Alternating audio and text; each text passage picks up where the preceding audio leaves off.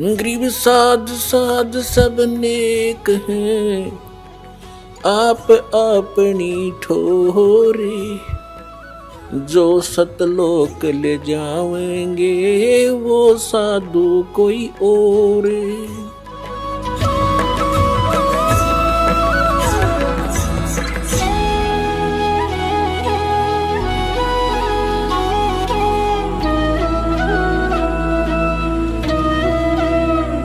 अपना आत्मा संक्षिप्त में सृष्टि रचना सुनाता है ये दास आपको, जो परमेश्वर ने ही आकर बताई है। अभी आपने सुना था कि धर्मदास ये जग बोराना और कोई ना जाने पद निर्वाणा, यही कारण मैं कथा पसारा, सबसे कहिए एक राम न्यारा। और यही ज्ञान जग जीव सुनाओ, सब जीवों का भ्रम नसाओ। भ्रम गए जग वेद पुराना, और आदि राम का किसी ने भेद नहीं जाना। अब मैं तुमसे कहूँ चिताई, तीन देवन की उत्पत्ति बाई। ज्ञानी सुने सो हृदय लगाई, और मूर्ख सुने तो समझ में नहीं आई, गम नहीं पाई। माँ अष्टंगी पिता निरंजन, ये जमदारुण वंशन अंजन। पहले की निरंजन राई, पीछे से माया उपजाई। माया रूप देखती शोभा, देव निरंजन तन मन लोभा। धर्मराय की ने भोग विलासा, माया को रही तबासा। यानी ये प्रेग्नेंट होगी दुर्गा। और तीन पुत्र अष्टंगी जाए, ब्रह्मा विष्णु शिव नाम धराए। और तीन देव विस्तार चलावे, इनमें यू जग धोखा खावे। इस काल के इस ढमढमे को, इस काल को श्राप लगा हुआ 1 लाख जीव खाने का। और उसके लिए इसने अपने 3 पुत्र पैदा किए दुर्गा से। इनको अचेत कर दिया, इनको खुद स्वयं नहीं मालूम हमारा पिता कौन है। और उसने इनको एक एक गुण युक्त कर दिया। ब्रह्मा को रजगुण से परिपूर्ण कर दिया, विष्णु जी को सतगुण से, और शंकर जी को तमोगुण से परिपूर्ण कर दिया। तीनों गुण कहो चाहे 3 देवता कहो। अब इनके प्रभाव से हम यहाँ उत्पत्ति आपस में मोह और मार काट, एक दूसरे ने काट दें मार दें, जैसे हाहाकार मचा रखी है। हिंदू मुसलमान का झगड़ा, हिंदू हिंदू का झगड़ा, कि मुसलमान मुसलमान का दुश्मन, राजाओं की लड़ाई, कि फ्लड आ गया, कहीं पर एक्सीडेंट दुर्घटना में इसने कति बुच्चड़ खाना बना रखा है 21 ब्रह्मांड। और हम बाकी ने सोचा हम तो नहीं मरे, बाकी वो मर गया फलाना, अच्छा ओहो भाई बड़ी बुरी हुई। और अपना अपन कहना अपना नंबर नहीं, नंबर तो 100 दिन, पर हम आँख मीच रहे कबूतर की तरह, पर कब तक मीचेंगे। तो इस ज्ञान से फिर हमारी आँख भी खुलेंगी, और हमें वो भगवान मिल जाएगा जो इससे आउट कर देगा। ये हमें नहीं मार सकता फिर किसी सूरत में भी।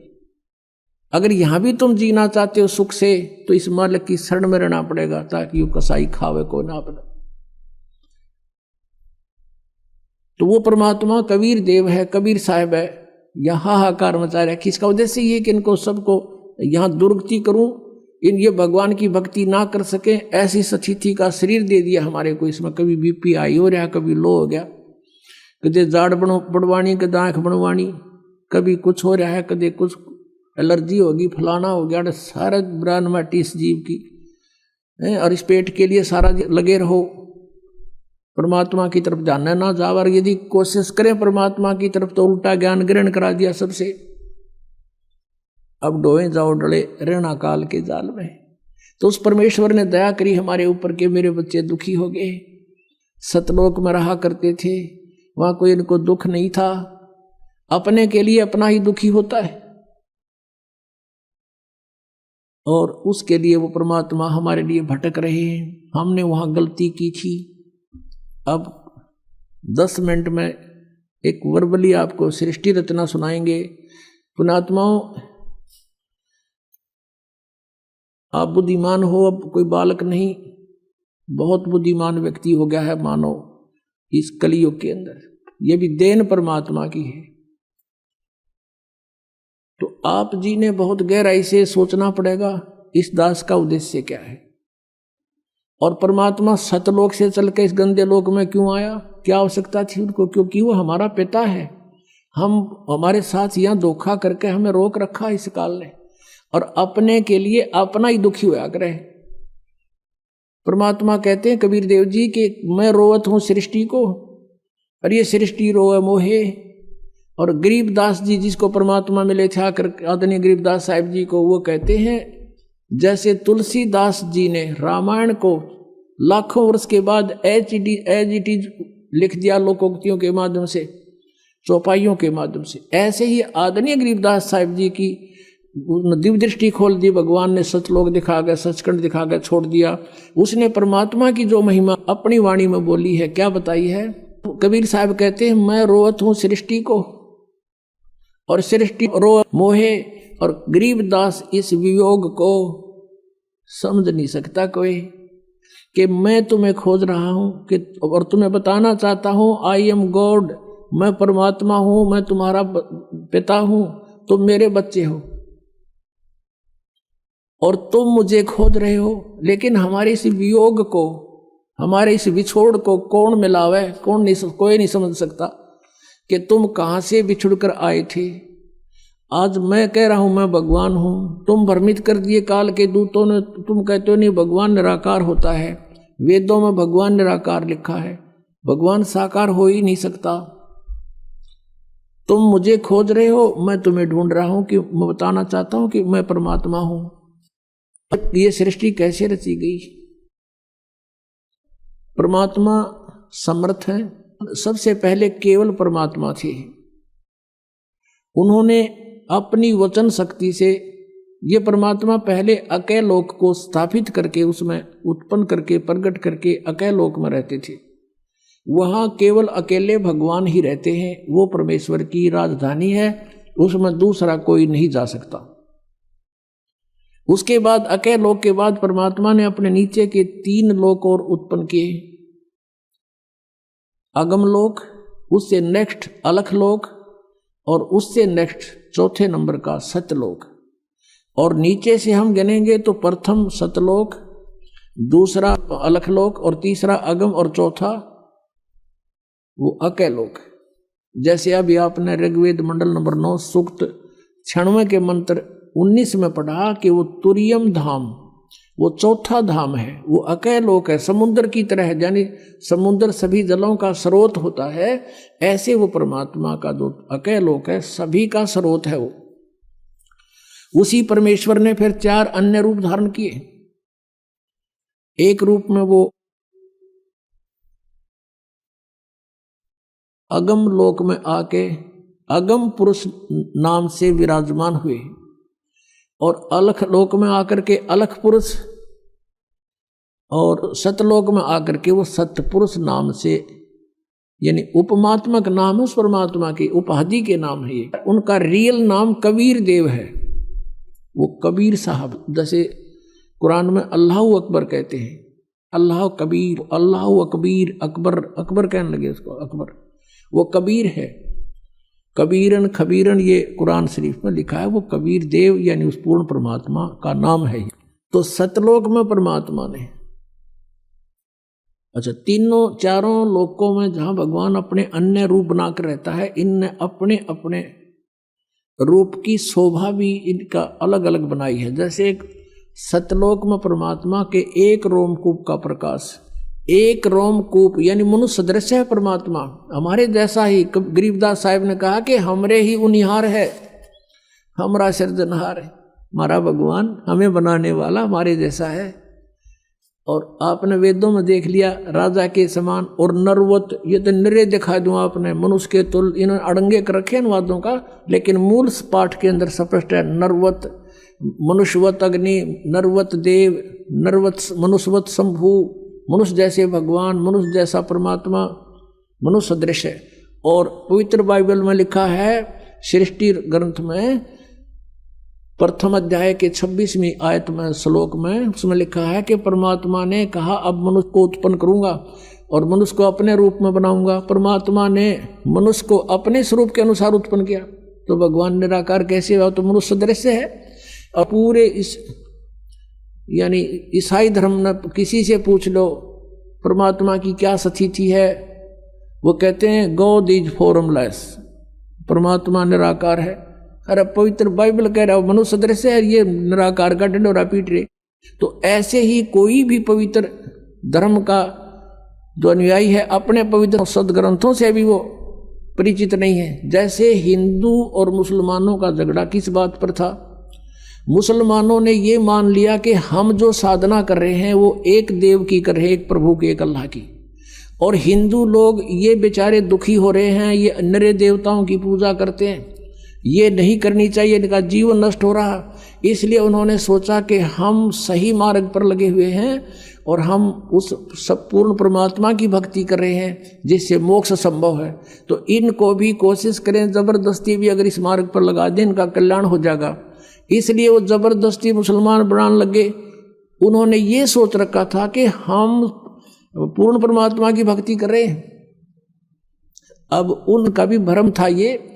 जैसे कुरान शरीफ सूरत फुरकानी 25 नंबर है उनकी, उसमें आयत नंबर 52 से लेकर 59 तक, 52 से लेकर 59 तक स्पष्ट किया है कि कुरान शरीफ का ज्ञानदाता, जैसे गीता का ज्ञानदाता ये ब्रह्म है और वही ब्रह्म कुरान शरीफ का ज्ञान दे रहा है। और अपने जैसे गीता का ज्ञान अर्जुन को दिया जा रहा है तो वहाँ हजरत मोहम्मद को दिया जा रहा है। तो वो कुरान शरीफ का ज्ञानदाता कहता है कि ए पैगंबर, मैं तुझे इस कुरान शरीफ की जो दलील दे रहा हूँ इस पर विश्वास रखना, वो अल्लाह कबीर है और ये काफ़ी, उसको नहीं मानेंगे तो इनकी बातें मत आना, इनके साथ संघर्ष करना, झगड़ा नहीं करना।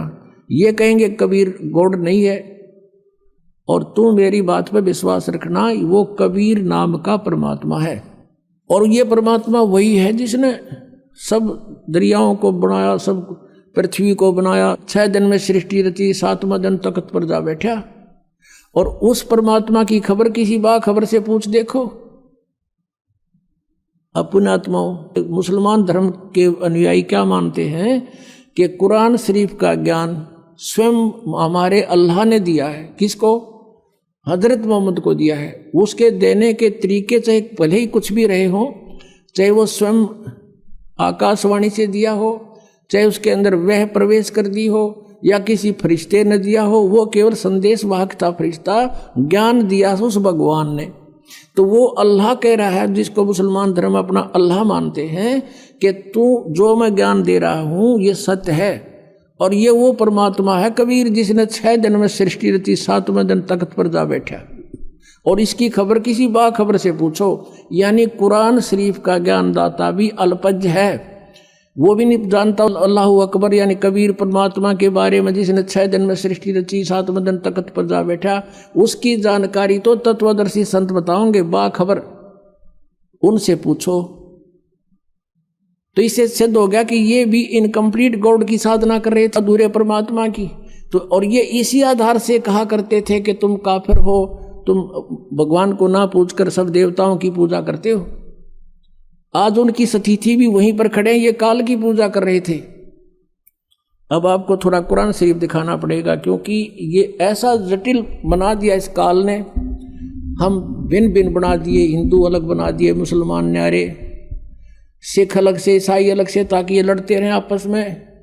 सच्चाई सामने आएगी तो ये फिर झगड़ा करेंगे, ऐसा नहीं है, झूठ बोलता, लेकिन ये वो गुंजाइश नहीं रहेगी। ये इंटरनेट और ये सब वेबसाइट और ये प्रोजेक्टर, ये मोबाइल, ये सब साधना पर, ये सब जो आज तकनीक दी है, ये गॉड कबीर ने दी है। यहाँ का तो भगवान भी ना बना सकता है इन ऐसे कंप्यूटरों को। आज से लाखों वर्ष इतिहास देख लो पिछला। महाभारत का आप कथा सुनते हो, एक रेडू में 6 खच्चर जोड़ के और घिस्से अंडा करते।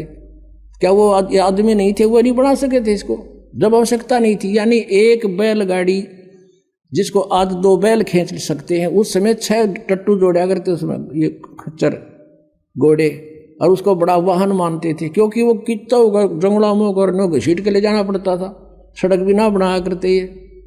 तो कहने का भाव ये है कि ये टेक्निक भगवान ने दी है, इसलिए दी है कि अब ये बच्चे मुझे पहचान लेंगे। आज कुछ ऐसे आधुनिक इंस्ट्रूमेंट बना दिए भगवान ने, जिससे भगवान की लीला को समझने में आसानी हो रही है। एक छोटी सी चिप है इतनी की, और उसके अंदर कितना मैटर आ जाता है गिनती नहीं होती।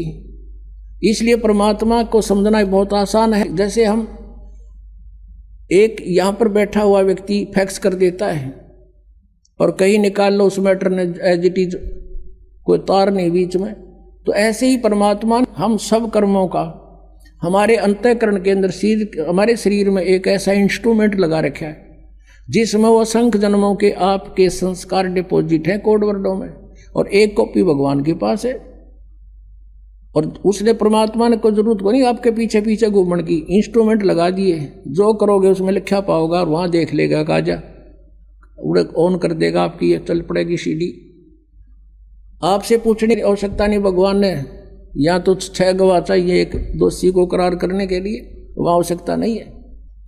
कितना दयालु है भगवान आपके ऊपर, वो कितने रजा है आपके ऊपर परमात्मा कबीर देव की। आप अन्य संतों के सत्संगों में जाते थे, ये इधर जय गुरुदेव एक पंथ चल रहा है मथुरा में, वो भी राधा स्वामी की ब्रांच समझ लो, 5 नामों पर गाटा जोड़ रखे है। वहाँ से आए हुए भगत बताते हैं कि वहाँ कह तो ज्ञान नहीं था, और हम उनको परम संत मान के श्रद्धालु वहाँ बैठे रहते थे। और जहाँ हम वो सत्संग करते थे, अपने आप एक टेंट लगाए जाते थे, आप पे बनाओ और आप पे खाओ, कितना पढ़ो कितना सो, नहाओ धो ना की तो व्यवस्था है, कुछ नहीं उनकी तरफ से व्यवस्था होती थी। अब जाते हैं दूसरे पंथों के पास, संतों के पास, कहते हैं अपना सारा सामान साथ ले जाओ गुदड़ा, और वहाँ एक पराल का पूड़ा दे दिया करें, 20 रुपये लें जमा करा दो, ये पराल बिछाओ और अपने कंबल बिछाओ और सो जाओ। और ज्ञान क्या, 1 घंटे 45-50 मिनट एंड बेंड बोल के वो नकली गुरु अपना जा बैठे, श्रद्धालुओं के मौज मचा दी, बड़ा अच्छा ज्ञान करा।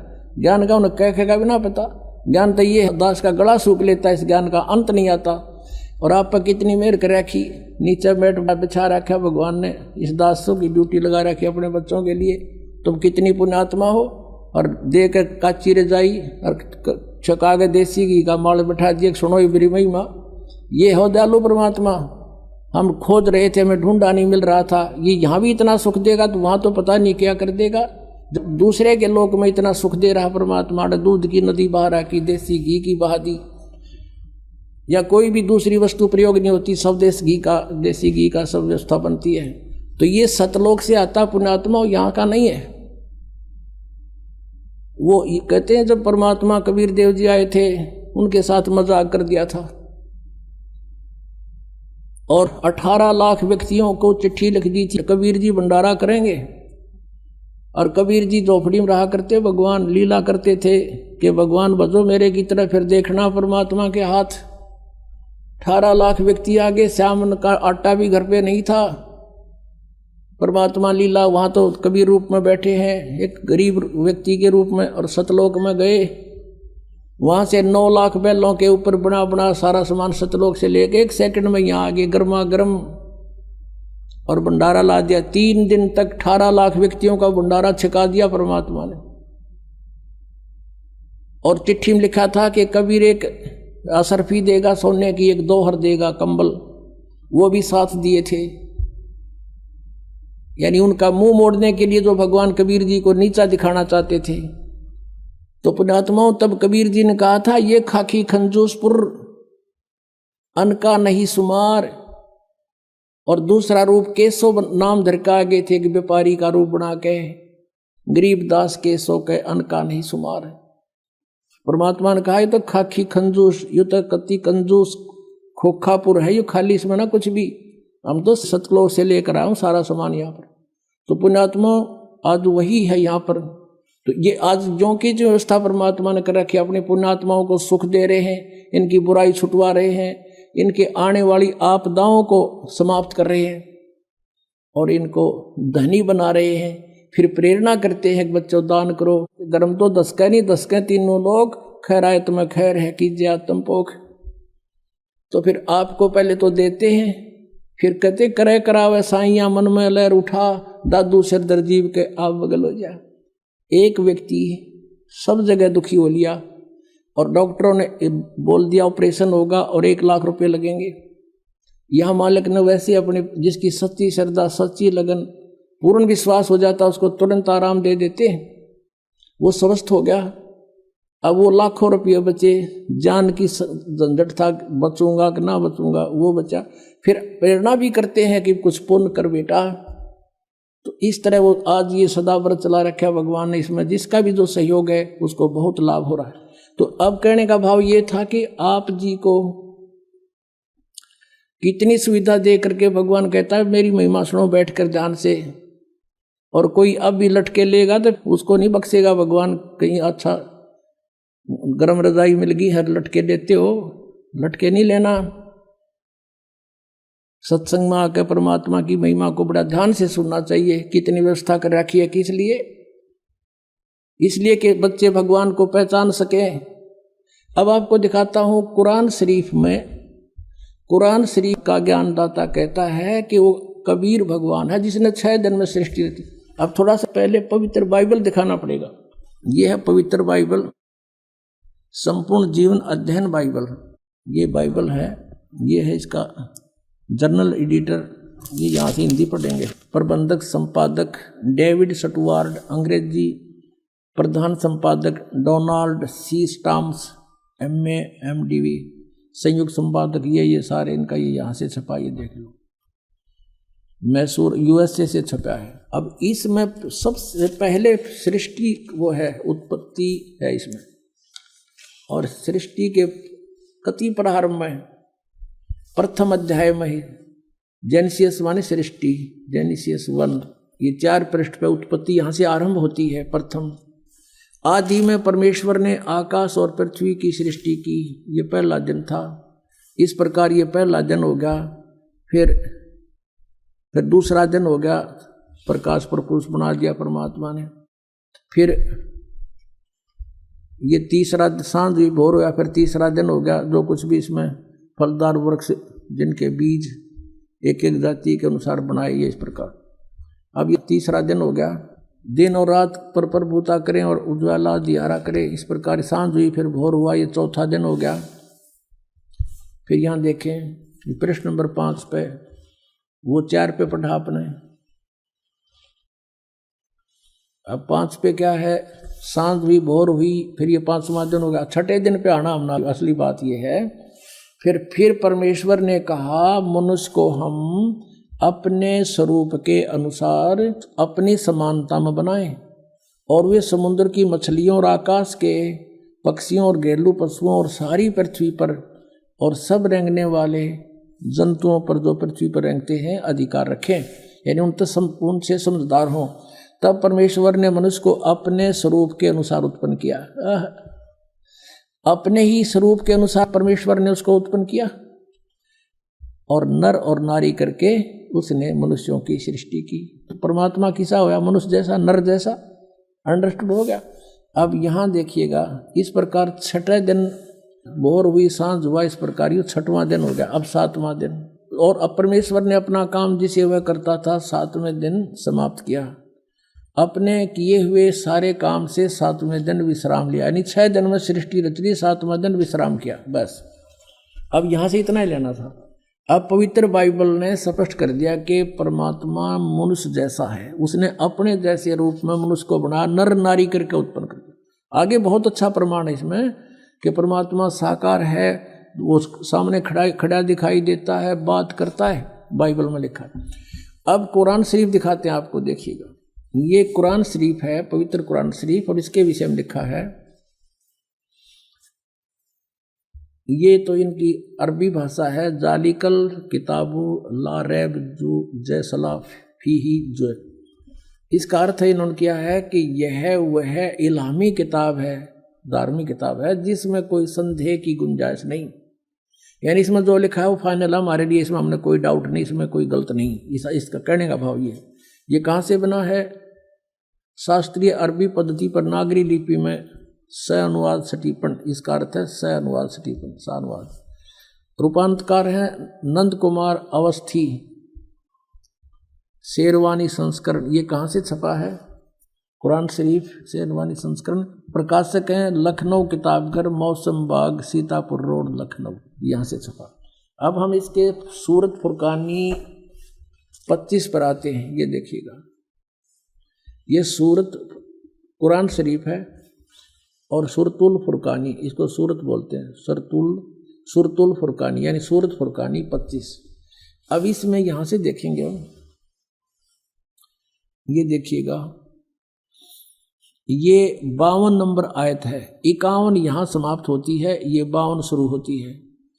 फला तुतियल काफिरन व जाहिदहुम बिही जिहादन कबीरन, ये स्पष्ट लिखा कबीरन। इसको ये कुरान शरीफ कहो चाहे मजीद कहो, अब दिखाएंगे आपको। अब इसका हिंदी अनुवाद यहाँ किया है इन्होंने, ये 51 समाप्त हुई, 52 प्रारंभ हुई। इसका अनुवाद है ये जो हमने अरबी भाषा पढ़ी, लिखी है इसमें नागरी लिपि में। अब इस 52 का यहाँ अनुवाद किया है। तो ए पैगंबर हजरत मोहम्मद को कुरान शरीफ का ज्ञानदाता बोल रहा है, तुम काफिरों का कहा न मानना, जो परमात्मा की पूजा ना करते अन्य देवताओं की पूजा करते हैं उनको काफिर बोलते हैं, मानना। और इस कुरान शरीफ की दलीलों से जो मैं तुझे ज्ञान दे रहा हूं उनका सामना बड़े जोर से करो। इन्होंने कबीर का अर्थ बड़ा कर दिया और ये लिखना था कि वो अल्लाह फला तुतियल काफिरन व जाहिदुम बिही जिहादन कबीरन, कबीरन माने कबीर के लिए तू संघर्ष कर। वो तो काफिर जो है वो नहीं मानते कबीर इज गॉड, लेकिन मैं कह रहा हूँ वो कबीर है सब कुछ। अब यहाँ कबीरन कहो, कबीर कहो, खबीर कहो, खबीरा कहो, ये इसी परमात्मा का एक भाषा में भिन्नता मंत्र। अब यही नो की नो कुरान शरीफ है ना, कुरान मजीद नाम है इसी का, सिर्फ लिखने में अंतर किया है राइटर ने, अनुवाद करते समय वो कबीरन लिखो चाहे कबीरा लिखो एक ही बात। देखिए ये कुरान मजीद है, वही की वही नो की नो, इसमें कोई अक्षर का भी अंतर नहीं है, लेकिन ये मजीद लिख दिया। अरबी मऊ अरबी मतन यानी प्रकाशक है ऑफिस बुक डिपो 422 मटिया महल जामा मस्जिद दिल्ली 6 से। ये कुरान मजीद मुर्तजमा है मौलाना फतेह मोहम्मद खान साहिब जालंधरी, तसही मौलाना अब्दुल मजीद सरवर साहिब, प्रकाशक हैं Farid book depot private limited नई दिल्ली। इतने। अब इसमें सूरत फुरकानी पर आते हैं, अक्षर का भी अंतर नहीं है इसके अंदर, उतना ही है। सूरत फुरकानी 25 और पृष्ठ नंबर है इसकी, इस पर 570 है, उसमें 604 है कुरान शरीफ में। अब यहाँ आते हैं नीचे एज इट इज, इसमें अंतर माड़ा सा भी 51 है, ये 52 शुरू होती है। फला तुतियल काफिरन ने व जिहादुम बिही जिहादन कबीरा, कबीरा कहो, कबीरन कहो, कबीर कहो, खबीरा कहो। ये सिर्फ इसमें कबीरा लिखा है, उसमें कबीरन लिखा है। अब इसको कबीर कहो एक ही बात है ना, इससे तो इतना लेना। अब हम फिर कुरान शरीफ को ही लेते हैं। अब हमने ये जो पढ़ा है ये कुरान मजीद देखा था, अब कुरान शरीफ को फिर लेते हैं, इसका अनुवाद इससे देखेंगे। अब देखो कुरान शरीफ फिर लेते हैं, वो मजीद थी ये कुरान शरीफ है और इसके अनुवादक प्रकाशक पहले हमने दिखा दिए हैं।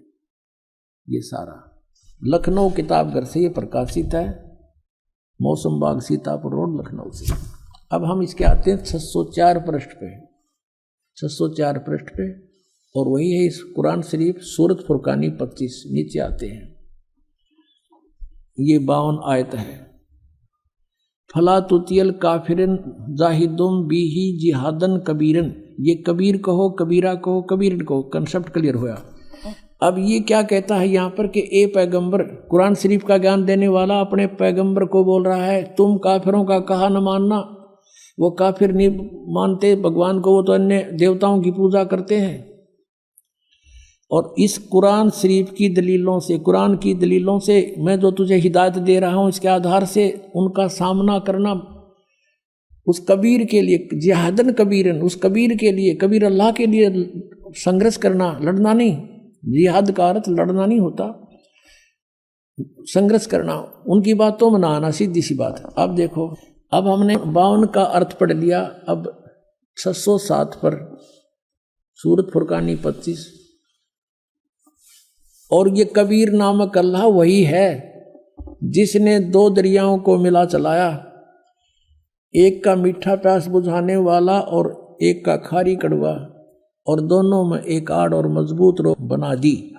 और वही है जिसने पानी की बूंद से आदमी को पैदा किया, फिर उसको साहिबे नसीब नसब यानी किसी का बेटा या बेटी, और ससुराल वाला यानी किसी का दामाद बहू बनाया। और तुम्हारा परवरदिगार हर चीज के करने में शक्तिमान है।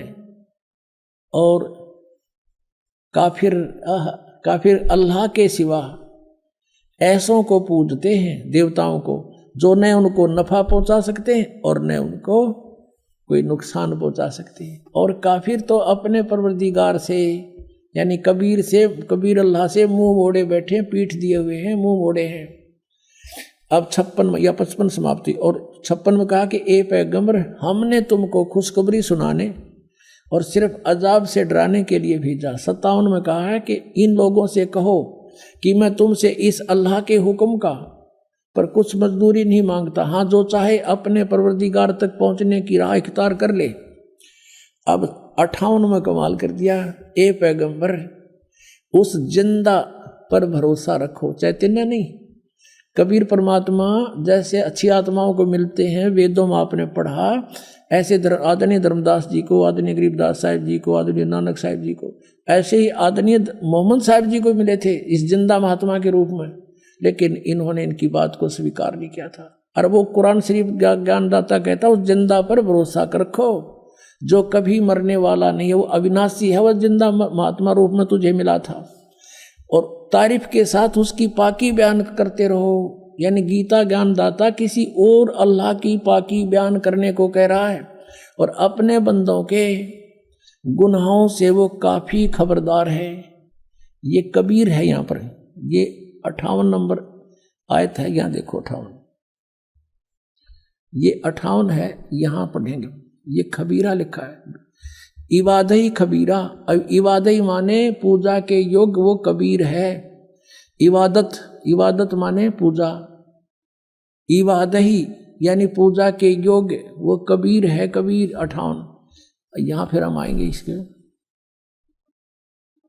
ये 58 हम पढ़ रहे हैं कि वो अपने भक्तों के, वो जिंदा रूप में तुझे मिला था, उस पर भरोसा रख, वो अविनाशी परमात्मा है। और तारीफ के साथ उसकी पाकी बयान करते रहो। अपने बंदों के गुनाहों से वह कबीर खूब खबरदार है, यानी पाप नाश कर देता है। वो कबीर खबरदार है। कबीर लिखना था, कबीर अल्लाह अकबर, जानता है सब कुछ।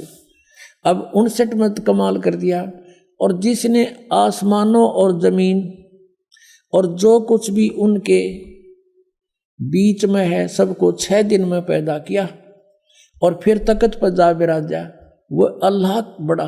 अब इन्होंने यहाँ भी कबीर का अर्थ बड़ा कर दिया। वो अल्लाह कबीर है, ये लिखना था, वो अल्लाह कबीर है। ये 59 में, यहाँ देखो, ये फिर 59 आ गई। इसमें फिर खबीरन लिखा है, अरहमानू फसल भी ही खबीरन, कबीरन कहो, कबीर कहो, खबीर कहो। तो इन्होंने इसका अर्थ भी बढ़ा कर दिया। अब फिर पढ़ेंगे इस 58 नंबर को, जिसने आसमानों और जमीन और जो कुछ उनके बीच में है सबको 6 दिन में पैदा किया। जो पवित्र बाइबल जो ज्ञान देता है 60% ज्ञान वही कुरान शरीफ में है। 6 दिन में पैदा किया, फिर तख्त पर जा बिराजा। वह अल्लाह बड़ा, वो अल्लाह कबीर, वो अल्लाह अकबर, वो अल्लाह कबीर है। वो भगवान कबीर बड़ा दयालु है, रहमान है। और उसकी खबर, उसकी जानकारी किसी बाखबर इल्म वाले यानी तत्वदर्शी संत से पूछ देखो। इससे सिद्ध हो गया कि कुरान शरीफ का ज्ञानदाता भी उस अल्लाह यानी बड़े भगवान, जिसको ये बड़ा कहते हैं, वो मान ले, उसके बारे में अल्पज्ञ है, उसकी जानकारी नहीं रखता। उसके लिए स्पष्ट किया है कि वो साकार परमात्मा है, उसका नाम कबीर है। 6 दिन में सृष्टि रची और 7वें दिन तख्त पर जा बैठा तो वो विराजमान हुआ। तो एक देशीय है और साकार है, मनुष्य सदृश है, वो पवित्र बाइबल ने सिद्ध कर। अब आज उन मुसलमान भाइयों का दावा भी गलत सिद्ध हुआ जो हिंदुओं को यूं कहते थे ये देवताओं को पूजे, इनका मोक्ष नहीं हो सकता। तो वो भी अब काल के ही जाल में है, उनको भी सोचना पड़ेगा। हम एक पिता की संतान हैं। पुण्यात्मा, परमात्मा का पाना बहुत आसान है। ये विश्वास होना कि कौन परमात्मा है वो क्या स्थिति में है, वो कैसी लीला करता है, उसको पहचानना अनिवार्य है। और कौन सी वे ऑफ वर्शिप है, वो पूजा की विधि क्या है जिससे मोक्ष होगा, वो कौन है, कैसा है, उसका नाम क्या है, उसका प्रमाण क्या है। तो उसका प्रमाण सदग्रंथों में है। गीता जी अध्याय नंबर 16 के श्लोक नंबर 23 में कहा कि अर्जुन के जो शास्त्र विधि को त्याग कर मनमाना आचरण करते हैं उनको, उनकी न तो गति होती है यानी मोक्ष नहीं होता, ना उनको कोई सिद्धि प्राप्त होती है और न ही कोई सुख होता है, यूजलेस। 24वें श्लोक में 16वें अध्याय में कहा गीता जी में कि अर्जुन इससे तेरे लिए अर्जुन शास्त्र ही प्रमाण है कर्तव्य और अकर्तव्य के लिए, कौन सी करनी चाहिए साधना, कौन सी ना करनी चाहिए। किसी के लोकवेद पर विश्वास ना करना। जैसे इन राधा स्वामी वालों का लोकवेद आपने दिखा दो तो हंसी आवे, इनको ये नहीं मालूम सतनाम खान का है कि पीण का, गाटा जोड़ रखा। सतनाम सार नाम भी वही है, सतनाम भी सार, सतनाम को कहते हैं सतपुरुष भी सतनाम, सार शब्द भी सतनाम, और सचखंड भी सतनाम, और सतपुरुष भी सतनाम। ये जाएंगे सतलोक है। थरा गजब भैया। अपनात्माओं सृष्टि रचना सुनाने के लिए इतनी भूमिका बनाई थी ताकि आपका ये बात यकीन हो, विश्वास हो कि ये दास जो कह रहा है और परमात्मा ने जो कहा दास वही कह रहा है। एक तो आपने इस तत्व ज्ञान को समझने के लिए जो इस आश्रम में आते हैं, ये निरसंशय हो जाना कि ये दास जो शब्द बोलेगा वो 100% सत्य होंगे। फिर आपको समझण में आसानी हो जाएगी, इस मन का फतूर ना रहेगा। और ये विश्वास दिलाने के लिए कि दास जो बोल रहा है वो सारी साची है, ये प्रमाण दिखाता हूं। इन प्रमाणों को समझने के बाद फिर आपको ये भी देख लेना कि कहीं कोई ना प्रमाण दिखा पावे दास, और जो शब्द बोलेगा वो प्रमाणित समझ लेना, तो बहुत शीघ्र समझ में आ जाएगी आपके भगवान की ये परिभाषा। अब ये जो सृष्टि रचना जो दास सुनाने चला था, अब बहुत शॉर्टकट में सुनाऊंगा, 5-4 मिनट में, समय अच्छा हो गया है। पुणात्मा वैसे तो परमात्मा के लिए तो महापुरुषों ने जैसा भी उनके गुरुओं ने बता दिया शीश देने की तैयारी कर दी, सारा खड़े होकर तप किया, अग्नि के चारों तरफ आग जला के बीच में बैठ के तप किया, घर त्याग दिया, ऊपर को पैर करके साधना की, व्रत भी रखने शुरू कर दिए। जैसे जैनियों में देखो आप इतने घोर व्रत कराते हैं, उपवास रखवाते हैं, वो भी उनको मंजूर है, एकादे की तो डेथ भी हो जाती है लेकिन फिर भी वापस नहीं हटते। तो परमात्मा पाने के लिए हमने समय निकालना चाहिए। और ये कथा परमात्मा की सत्यनारायण कथा है, इसको सुनने से भी आत्मा प्रबल होती है, इससे चार्ज होती है। कुछ पाप इस ज्ञान यज्ञ से नाश होते हैं जो दास आपको सुना रहा है। और पहले हम क्या करते थे, जैसे जब ये ज्ञान नहीं था, पहले VCR चाले थे और एक VCR का एक नाइट का 100 रुपये चार्ज होता था। 3 कैसेट लिया करते, 3-3 घंटे की फिल्म, और शाम ने चालू कर दिया करते 8 बजे, और चाय बनवाए जाते और पिए जाते हैं, और नवाक पाड़े देखे जाते। भाई पूरे 100 रुपये पूरे कराएंगे, तीनों फिल्म चलाएंगे, 9 घंटे चलाते, और लेना एक न देना दो, बकवाद सारी। और यहाँ परमात्मा की कथा अगर 10-20 मिनट पहले ज़्यादा भी हो जाए तो हौसले से कथा सुननी चाहिए भगवान की, क्योंकि ये अनमोल रतन आज तक किसी को प्राप्त नहीं हुआ। आप पर वर्षा करवाई भगवान। और पहले हम सांग देखने जाया करते गांव में बैठ जाते, वो बकवाद करें जाते, और हम रेत में बैठ जाते जहाँ गधे भी ना बैठे, और सुबह देखा करते ना यहाँ बैठे थे काल रात ने तेरे की, तो दिन में जब देखा भी ना जा उस रेत में बैठे थे और बकवाद सुना करते थे। और यहाँ सारी सुविधा दी भगवान ने अपने बच्चों को, और ये ज्ञान सुना रहे हैं आप। आपकी किस्मत का अंदाजा नहीं लगा सकते कितने पुण्य हैं आपके। लख भर सूरा जो जी, लख भर सामद दे, लख भर यती जहान में जबकि तो सतगुरु शरणा ले। बहुत पुण्यकर्मी युगों युगों के तुम रहे हो। आज आपको यहाँ कोई भी कारण बना के चे दुखी करके चे सुखी करके लाए हैं भगवान। आप रहम किया उसने, आपके लिए जो दुख तुम्हें यहाँ लेकर आया वो दुख भी आपके लिए वरदान होगा कि इसके कारण आपको भगवान मिल गया। और दुख तो इसके दरबार में रहना ही को नहीं। जब विश्वास आपके दृढ़ हो गया था तो सतलोक के अंदर परमात्मा ने एक शब्द में 16 द्वीप उत्पन्न किए, फिर 16 वचनों से एक एक पुत्र की उत्पत्ति की। उसके बाद परमात्मा ने उन 16 पुत्रों में से जिसका नाम अचिंत था उससे कहा कि अचिंत अब तू सृष्टि रच। उसको आदेश दिया ये दिखाने के लिए कि बालकों का काम नहीं सृष्टि रचना, समर्थ बिन कोई काम सफल नहीं होता।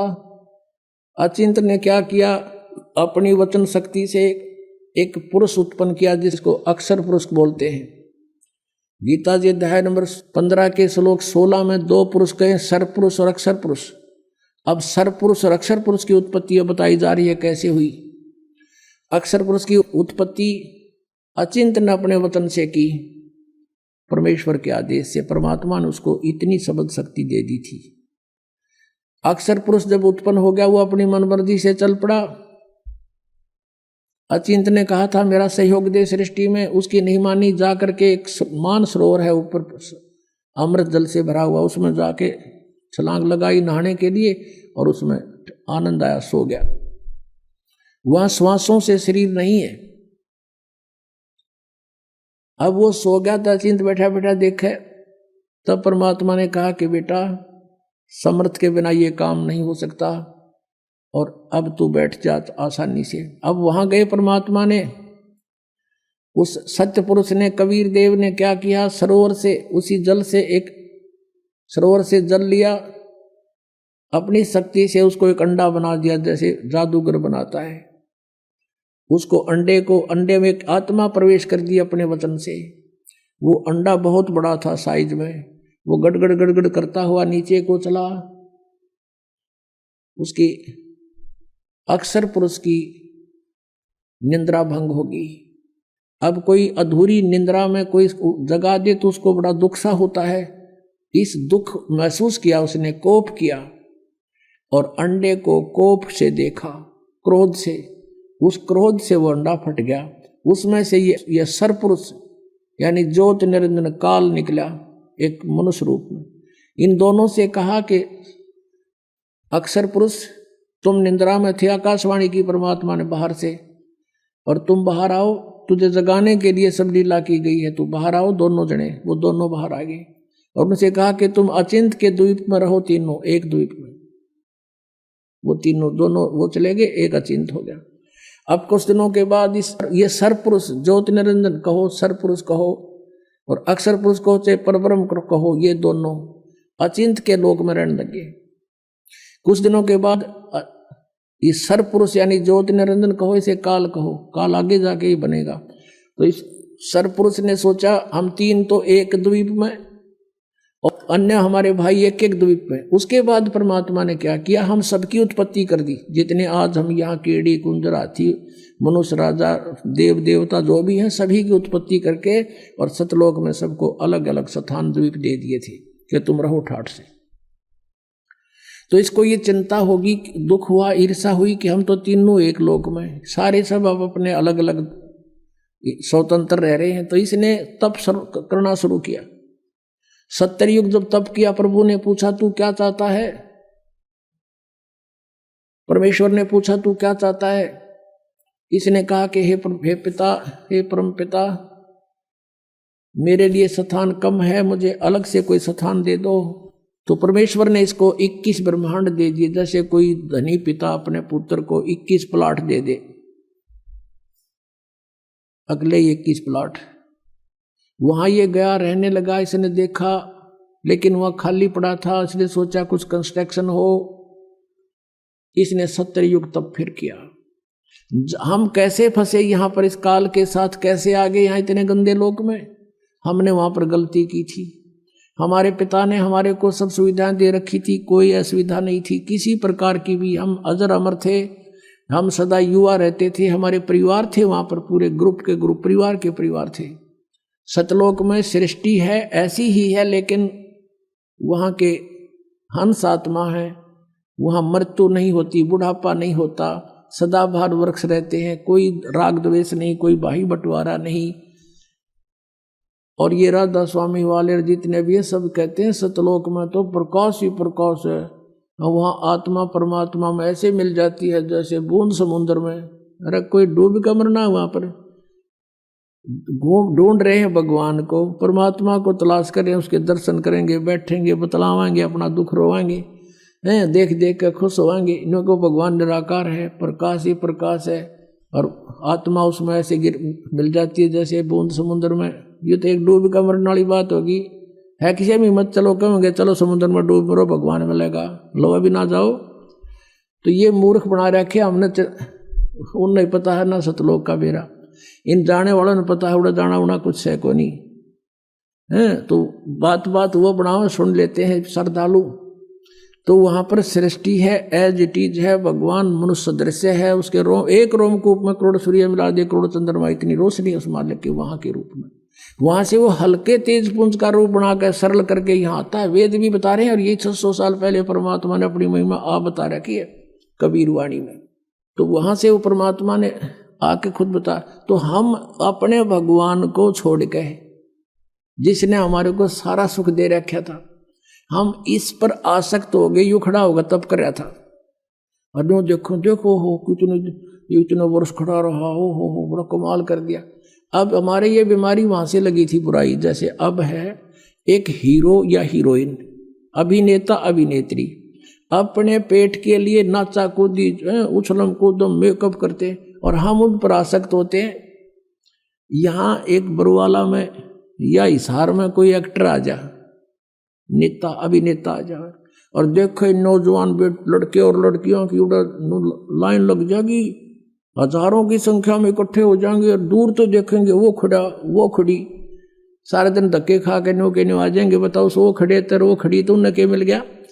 वो अपने पेट के लिए भटक रहे हैं, और हम उनको देख आसक्त हो रहे हैं, और कहते हैं मेरा फेवरेट वो है ये हीरो, फेवरेट। इन फेवरेट न मार दिया हम, यू हमारा फेवरेट हीरो हो गया वहां पर सतलोक में। और परमात्मा ने आकाशवाणी की कि बच्चों तुम इसने ना देखो, मस्त रहो, भक्ति करो, चैन से रहो, इसका कर्म ठीक नहीं है। ये परमात्मा ने इसको मना किया था, पर इसने ये माना नहीं। और हमें भी मना किया था कि इसकी तरफ ना ध्यान दो, तुम मस्त रहो। लेकिन हम ऊपर से तो सावधान हो गए, पर अंदर से कसक नहीं गई, इसके प्रति कति फिट हो गया, आकर्षित हो गए, अंदर से कसक बन गई जबरदस्त। वो तो अंतर्यामी सारी जानते हैं। जब इसने दूसरी बार तप किया तब पूछा भी क्या मांगता है तू? 70 युग तप किया। तब इसने कहा प्रभु मुझे कुछ कंस्ट्रक्शन सामग्री दे दो ताकि मैं कुछ रचना रचूं। परमात्मा ने 5 तत्व और 3 गुण दे दिए कि ले बेटा खेल खिलौनों से। इसने सोचा भी ये भी बना लूंगा, लेकिन जीव नहीं है तो मैं करूंगा क्या, मुझे आत्मा भी चाहिए कि लेगा दिल नहीं लगे। तब इसने 64 युग तब फिर किया। तब प्रभु ने पूछा क्या मांगता है, बोल। तूने जो मांगा मैंने सब दे दिया। तब इसने कहा कि मुझे कुछ जीव दे दो, आत्मा दे दो प्रभु। अब परमेश्वर ने कहा कि भाई ये आत्मा नहीं दे सकता तुझे किसी भी सूरत में। हाँ तुझे और प्लाट चाहिए और दे दूंगा, ब्रह्मांड 5, 7, 10 चाहिए, ये नहीं दे सकता, क्योंकि ये मेरी आत्मा है, मेरे वचन से उत्पन्न हुई है, मेरी हृदय है, ये मेरी आत्मा है, ये नहीं दे सकता। लेकिन एक शर्त है, यदि कोई स्वयं तेरी स्वेच्छा से जाना चाहता है तो जा सकता है, जा पूछ ले। तो हमारे पास आया, जितने हम यहाँ फंसे हुए हैं, हमसे पूछा क्या मेरे साथ तुम चलोगे? अलग से मैंने तप करके अलग से राज्य प्राप्त किया है, वहाँ ऐसे रहेंगे, ऐसे देव बनाऊंगा, महादेव बनाऊंगा, हैं दूधों की नदी बहाऊंगा। अब वहाँ कोई कमी थी हमने, लेकिन बुद्धि भ्रष्ट होगी। हम बोले ठीक है पिताजी आज्ञा दे देंगे तो हम चल पड़ेंगे।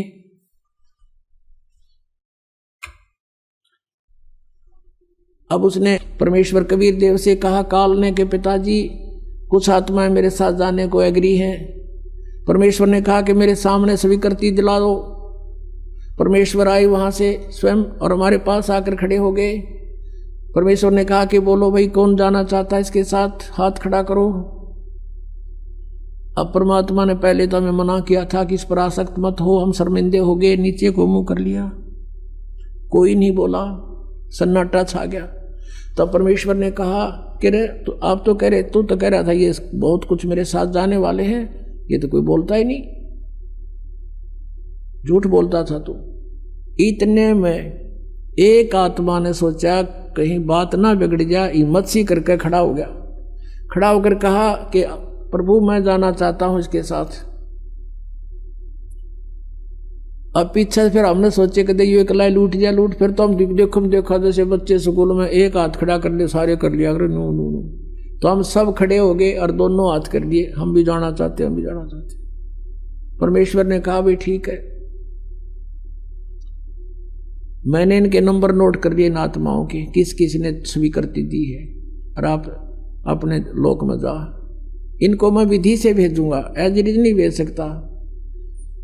तो क्या किया परमात्मा ने, हमें बीज रूप बनाया सूक्ष्म, और जिसने सबसे पहले काल के साथ आने की स्वीकृति दी थी उसको एक लड़की का रूप बना दिया, युवा लड़की, युवती, खूबसूरत लड़की बना दिया, जो आगे चल के दुर्गा कल आई। और उसके अंदर हम सब आत्माओं को फीड कर दिया अपने वचन से, और उससे कहा कि बेटी मैंने तुझे शब्द शक्ति दे दी है, परमेश्वर कबीर देव जी ने कहा। और जितने जीव ये ब्रह्म कहे, सरपुरुष कहे, उतने तो उत्पन्न कर देना, तेरे वचन में शक्ति दे दी, तू वचन से भी उत्पन्न कर सकती है। अपने पुत्र सहजदास से कहा कि पुत्र जा अपनी बहन को ज्योत निरंजन के पास छोड़ के आ, सरपुरुष के पास। उसके ब्रह्मांड, ये सभी ब्रह्मांड वहीं थे सतलोक के अंदर, ये वहां खड़ा था। सहजदास उस लड़की को लेकर गया, प्रकृति को, दुर्गा को, और वहां जाकर कहा कि ले पिताजी का आदेश है, ज्योति निरंजन जितनी भी आत्माओं ने तेरे साथ आने की स्वीकृति दी थी उन सबको इसके अंदर फीड कर दिया, भगवान ने भर दिया, और इसको वचन शक्ति दे दी है, जितने जीव तू कहेगा ये वचन से बना दिया करेगी। और ऐसा कहकर सहजदास वापस आ गया। अब ज्योति निरंजन ने देखा, ब्रह्म ने, सरपुरुष ने, युवा लड़की, अपनी आत्माओं, ये यहाँ बलात्कार और ये बकवादें जो हैं ये हमारे अंदर, इस मन वहीं से घर कर गई थी इस काल में, ये मन रूप में सबके अंदर विद्यमान हो गया, इसने ऐसा एलिमेंट छोड़ दिया हमारे अंदर, इसके अंदर ये दोष आ गया। एकांत में अकेली युवती को देखकर इसने उसके साथ जुल्म करना चाहा, लड़की भी भांप गई इसके इरादे को, और कहा कि ज्योति निरंजन बात सुन, तू मेरा बड़ा भाई, तू मेरे से पहले उत्पन्न हुआ, अंडे से परमात्मा का ही उत्पन्न किया हुआ है, और उसी से मेरा जन्म हुआ। तू मेरा बड़ा भाई, मैं तेरी छोटी बहन, बहन भाई का ये क्रम अच्छा नहीं होता, तू जुल्म ना करे। पिताजी ने मुझे शब्द शक्ति दे रखी है, वचन शक्ति, जितने जीव कहेगा मैं बना दूंगा। इसने एक नहीं सुनी, हद से आगे बढ़ गया। लड़की ने अपनी इज्जत सुरक्षा के लिए कुछ ना पाया तो उसने छोटा रूप बनाया, और इसने बकवाद के लिए मुंह खोल रखा था, मुंह के माध्यम से पेट में चली गई। वहां से परमेश्वर कबीर देव अपने पिता से पुकार की, भगवान मेरी रक्षा करो। परमात्मा ने कहा जोगजीत, सहजदास जाओ उसके पास, और परमेश्वर स्वयं आए अपने पुत्र का रूप बना के, और कहा ज्योति निरंजन तूने जुल्म कर दिया, ऐसे पवित्र लोक में जो ऐसी गलती करता उसको ये सजा है कि तू आज से काल कहागा, 1 लाख मानव शरीरधारी प्राणियों को नित खाया करेगा, 1.25 लाख उत्पन्न करेगा, आज से तेरा नाम काल होगा। लड़की को, दुर्गा को उसके पेट से निकाल दिया, और उन दोनों को 21 ब्रह्मांड समेत सतलोक से निष्कासित कर दिया।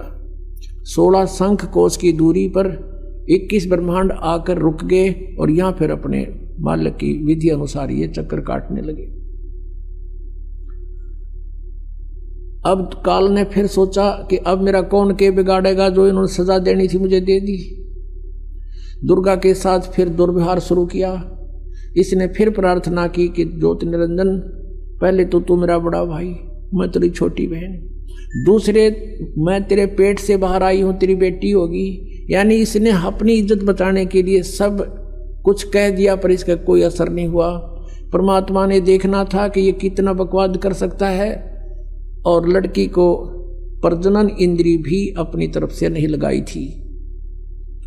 इसने अपनी सिद्धि शक्ति से नाखूनों से प्रजनन इंद्री बनाई और दुर्गा के साथ विलास किया। 3 पुत्रों की उत्पत्ति की। बड़े का नाम ब्रह्मा, दूसरे का विष्णु, तीसरे का शिव हुआ। अब मैं तुमसे कहूँ चिताई, त्रिदेवन की उत्पत्ति भाई। ज्ञानी सुने सो हृदय लगाई, मूर्ख सुने तो गम ना पाई। माष्टंगी पिता निरंजन, ये जमदारुण वंशन अंजन। पहले कीन निरंजन राई, पीछे से माया उपजाई। माया रूप देख अति शोभा, देव निरंजन तन मन लोभा। निरंजन कीने भोग विलासा, माया को रही तब आशा। 3 पुत्र अष्टंगी जाए, ब्रह्मा विष्णु शिव नाम धराए। 3 देव विस्तार चलावे, इनमें यो जग धोखा खावे। 3 गुणों की भक्ति में ये भूल पड़ो संसार, कह कबीर निज नाम बिना कैसे उतरो पार। 3 देव की जो करते भक्ति, उनकी कदे ना होए मुक्ति। बोलो सतगुरुदेव।